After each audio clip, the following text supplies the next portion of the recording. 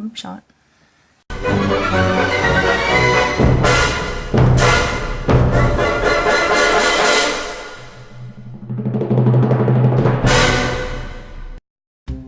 Hey there, hopheads! Even Star here again. Hello and welcome to the shed and to episode 2 of Even Star's Parade o' Pump Clips, which is where we take a look at what's been on in the pubs over the last week or so.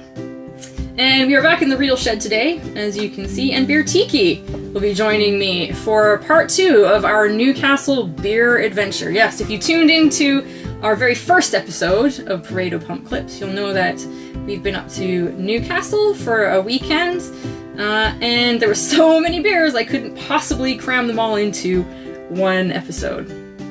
So without further ado, let's get the show on the road, shall we?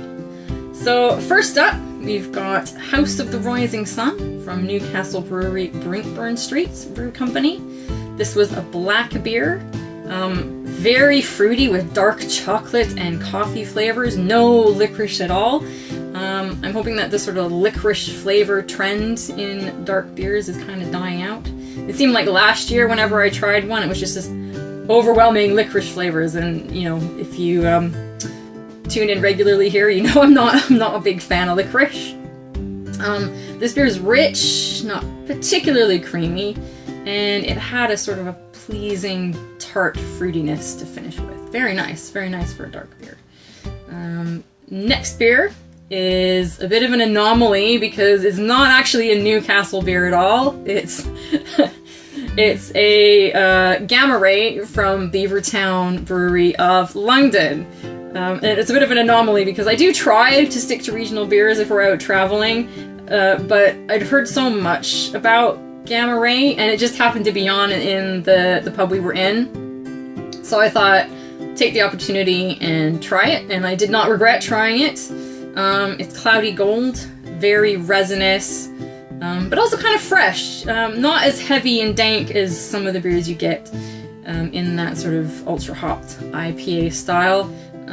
Bitter tobacco greenness, sort of you got some rosemary, juniper, floralness of chrysanthemum in there. Really enjoyable beer. Really enjoyed that one. I enjoyed that more than the Jakehead IPA from Wylam, which I reviewed yesterday. Those two, so those first two, we had in the Head of Steam pub, which was like around the corner from our hotel in Newcastle Quayside. The Quayside is like the old town, like the Newcastle Old Town, and that's where the actual castle of Newcastle is. There's like a ruined castle there. And that's kind of a really cool neighborhood if you're visiting Newcastle at all. It's kind of the sort of hipster, gentrified neighborhood now, full of like cool pubs and bars and restaurants and cafes. It's kind of trendy, and lots of breweries down there as well. We seem to be just tripping over the microbreweries wherever we went in Newcastle. It was really neat. On the Sunday, we actually took the metro out of Newcastle to the coast. Newcastle is very near the east coast of Great Britain, and we stopped off in a place called Whitley Bay. Not because we'd heard there was a brewery there, it's just because we thought, oh, we'll get off and go and look at the sea. But we did find a microbrewery there, the Whitley Bay microbrewery, in fact. And I got to try a beer called Spanish City, which is an area of Whitley Bay. It was sort of a semi-cloudy gold ale. There was a really fresh Pilsner aroma, bitter, savory flavors, a bit of rosemary, thyme, sage. Not resinous at all. It was like really sort of a really fresh, effervescent beer, dry, and kind of a sweeter floral finish, like elderflowery or honeysuckle. So very nice. So that was on the Sunday, and then we were back in Newcastle on the Sunday night. For these last two beers, we went to a place called the Bridge Tavern, also down on Quayside, which has their own microbrewery on premises, and these two beers are what they were brewing on premises at the time. The first is called Naked and Quick, and this is an oatmeal beer. And I'd never had an oatmeal beer before. And what's unusual about this one, I think, is that most of the oatmeal beers I have seen or read about are dark beers. They tend to be stouts, oatmeal stouts. This was actually a gold beer, which was quite unusual. Cloudy, grassy, smooth, very bitter up front with a very bitter lingering edge. Like that bitter just like hung on to the to the bitter end. Anyway, it was a little bit creamy, which might be due to the fact it was made with oatmeal. I'm not sure. Sort of unripe tropicals in there, sort of green mango, passion fruit, and at the end, kind of earthiness, like you get with sort of a tomato vine earthiness. And just a very, very teeny tiny afterthought of that starchy sweetness. I kind of warmed up to this one, and it's one that I would say you'd have to kind of sip and enjoy and let warm up a bit.